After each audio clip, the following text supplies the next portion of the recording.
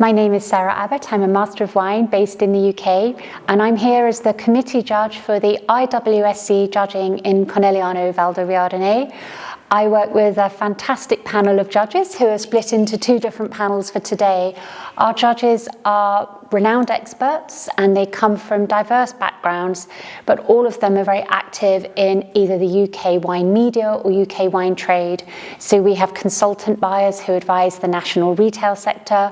We have leading sommeliers who are very influential in HoReCa, and then we also have importers and those who are active in the independent trade. So all of the channels that are very important for promoting and selling and raising awareness of Conegliano Val di Riordane, as well as for communicating the added value and prestige that comes from this unique UNESCO terroir.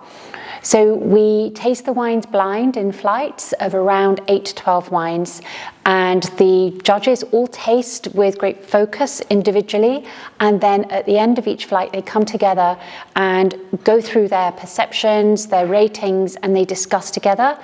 My role is really just to help moderate the results to ensure consistency, and also as a regional specialist to give guidance where necessary on the particularity of styles.